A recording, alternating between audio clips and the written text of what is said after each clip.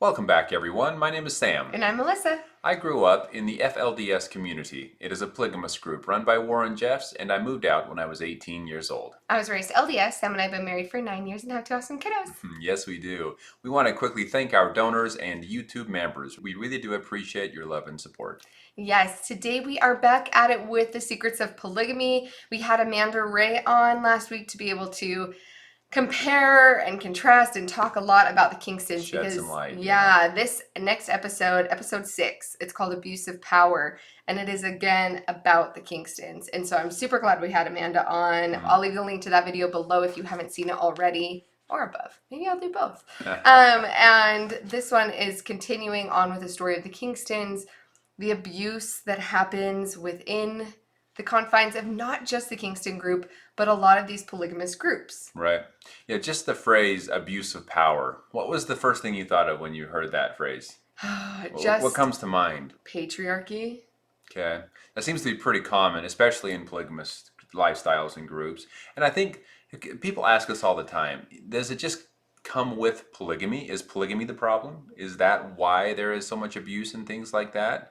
And I don't think that the actual act of polygamy itself is what the law enforcement and everyone is concerned and talking about. That's very unique and interesting, and everybody wants to know how that works. Yes, but all of the abuse and the crimes that law enforcement and so many people are looking into. And I bring this up because Matt, who shows us around and lets us talk or see him talking to multiple people about this, he often says, he refers to it as the problems within polygamous groups. The polygamous groups are causing this, the polygamous groups are causing that. Which they are. Right, which they are. But. Exactly. So, but I was just thinking about that, and I was thinking about it's the fact that in these patriarchy type groups, they build this thing where they have complete control over those under them. And that's where the abuse begins. Well, yeah, and you see it in the other groups. Like, we've covered other, like, cult documentaries, right? Or is it the BILP? Mm-hmm. I mean, they weren't polygamous. They were just a Christian group, and same type of control, power, being in positions that make women and children feel like they have no choice but to follow that leader. And when I think of power, I think of it in two ways in this. They're powerful in the community, and then they also have religious power. And when those two cross together, where the community and the religion are the same thing, that can get even scarier, because not only are they putting regular power into play over, like, I'm over your job and I'm over your community and your houses, but then religiously, I have power over you, or in the case of any of these Mormonism polygamous groups, it's the priesthood power, right? So I have priesthood power, or power of God, and I have the power of God's will to beat you over the head with, physically, metaphorically, all the above. Like, I have that power. Yeah, it's so unfortunate with, like, the Kingston group here, the stories that we've heard and on this show, Secrets of Polygamy, and that similar things in the FLDS and other groups as well. But it's so sad to see that these people are taking religion and using it as one of the strongest tools in the entire world to control people. Because first of all, you get away with a lot of things because you claim it's from God. And if it's coming from God, then how dare someone question that, right? And they say it with such certainty, like, God told me this, I have no choice, this is what God wants me to do. And so then their followers say, well, geez, I mean, if it's God, right? And so they use that, and then it's not just about this life. They turn it to this thing where this life is almost insignificant. You just need to deal with it. In the FLDS, keep sweet. In other places, just obey and do what you're told, because this life isn't the important thing. It's what comes in the next life, right? So they use that religion power to just completely control people. Well, and they use spiritual manipulation in the sense that, like, nobody thinks that they are in these cults, or nobody thinks that they're in danger in these groups, right? Like, everybody, most of the time, people feel like, I'm doing this of my own free will. This is where I want to be. Now, there are some people who have that intuition earlier on than others, right? Oh, yes. Even Marianne was talking about, she was a younger age when she realized she didn't she wasn't excited for marriage at 15 like other girls around her were. So there's some people who are just like born with that intuition of right and wrong and this isn't okay. And then in the words of in this episode they talked to a psychologist, and I think his name was Dr. Beale. Yes, and he talked about the fact that repetition teaching can become brainwashing. But I like that he said the conditioning, the results aspect, conditioning that you're going to get a reward or you're going to get a punishment, those combination can also be spiritual manipulation in the sense that, like, he said that survivors of polygamy are the same as prisoner of war survivors, that they use information control, pain for control. They were talking about these girls in the Kingston that they start having classes at 12 years old to prepare them for marriage, and that they also, though, are told that they're supposed to start praying for who their one and only was going to be, right? I can't remember that. Oh, sorry, who their number one was going to be. And they're told, you need to go pray about who your number one will be. Well, in the end, are they actually picking who their number one is? No, it's the prophet that's going to pick, right? But they are told that they're supposed to pray for that confirmation so that when the prophet does come forward with it and say, this is who you're supposed to marry, they're almost conditioned to expect, oh, that's the answer to my prayers. The prophet got the answer to my prayer. Or I was feeling this sort of way about it.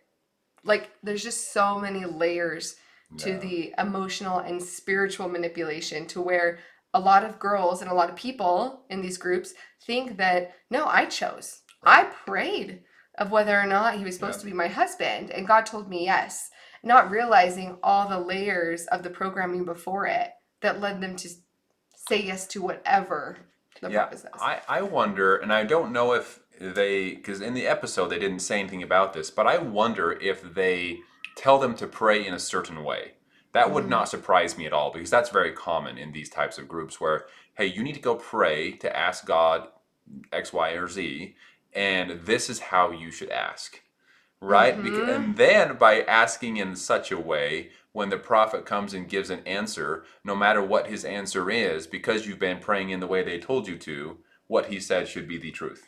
I was taught that you shouldn't pray for a negative confirmation. You should always pray or you should always pray for a confirmation that something's true. You should never pray asking, is this wrong? See, and that's a good example. Yeah. That's a great example, just like that. And in these groups, like the Kingston group, maybe it was even more strategic in the way that they had them pray. And so that's something that I wonder, maybe someone can help us out from the Kingston group. They did not mention it in this episode, but I was just thinking it's very likely. Yeah, I never thought about the fact that I had been taught to pray that way. It was like, I was taught that, like, if you met somebody that you loved, you should go pray if they're the right person. Right. Don't pray asking, are they the wrong person? Because then if you get a confirmation, is that confirming the relationship? Or, like, we were just taught to not pray for a negative, only pray for confirmation of things. And then if you didn't feel anything, or if you felt bad, then that was a no. And if you felt good, then that was a yes. Or if you felt at peace, or if you felt nothing. Right. Then that was still a confirmation. And that's just how it works. I mean, and Is that what you were told too? In the FLDS? Yeah. How were you told to pray? Oh my goodness. Oh my goodness answers? gracious. To confirm, yes, go pray. And they would put it all on you. Like, this is your doing. This is you getting your answers. It's very important that you know for yourself, right? Yeah. That definitely. phrase. Very important that you know for yourself. You cannot rely on anyone else's testimony. You must know for yourself. This is how you can know. This is how you can learn to know for yourself, as I do, right? And then they would have you go and pray to know that so-and-so is the prophet. Go and pray to know. Not go ask to make sure whether or not he is, or maybe he's not. Go find out if he's not the prophet. It was never, No, you don't go asking if the prophet was wrong. Yeah, go find out if Warren Jeffs isn't the prophet. That was never the way that it was asked. And so, yeah, that's pretty common. And I'm not trying to compare prayers or God to Google. But it's the same thing. If you go and Google something and say, is such and such the worst food on the planet, then you're going to get a lot of negativity about that food. If you go say, is this the best food on the planet, you're going to get a lot of positive reviews on that food. That's just kind of how it works. Well, and confirmation bias is so powerful too, because you have a lot of pressure in the conditioning for a confirmation of those things. If you're being told, go and pray with all your might in a quiet place, in the closet, and if you pray this way and this way and this way, a lot of times there also comes the promise of what your prayer is going to receive, Mm-hmm. right? So if you do this, this, and this, if you read the Book of Mormon, just as an example, one promise that was made in the LDS Church, and I'm sure in the FLDS Church all the time, if you read the Book of Mormon from beginning to end, and you go and you pray in a quiet place, you will receive confirmation that the Book of Mormon is true. Yep. And because you're taught your whole life that that's how that's going to happen, it's almost inevitable that that's going to happen. Because your whole life you're like, oh, once I read through it, then I'm going to pray, and then I'll know that it's true. Mm-hmm. And there was never like I don't know, it sounds like it's a choice, so that when you're done, you're like, I prayed and I know for myself it's true. But if that's all you've been taught and you've been told that that's how it's going to work, is that actually yourself speaking? Or is that all of your conditioning and your hope for what you want? Right. I mean, and obviously you can take that as your answer. And yes, that is your answer. Your answer is that now I know because you received that for yourself. But the question here is, how did you get to the point of yes? How much of that was the way that you needed to go and find out for yourself, or was it the way that you were taught or told to go find out for yourself? And that's used in so many different circumstances, and that's why the doctor here, or the Yeah, Dr. Beale. Dr. Bill, that is why he's compared these groups to war camps. Is that what he said? Prisoner of war camps. Prisoner of war camps. Yeah. And so, I mean, it was sad. There in this episode, there were multiple women that were talking about the abuse, how there's sexual abuse from very young ages, that brothers, sexually abuse sisters. They're watching their dads are married to their sisters and have power and control over them that way. And just again, the conditioning of starting at 12 years old, being ready to be married by the time you're 16. In Utah, it is legal to be married at 16 as long as you have parental consent. So again, even if a 16-year-old in the Kingston group doesn't want to be married at 16, like Marianne was, okay, she did not want to be married.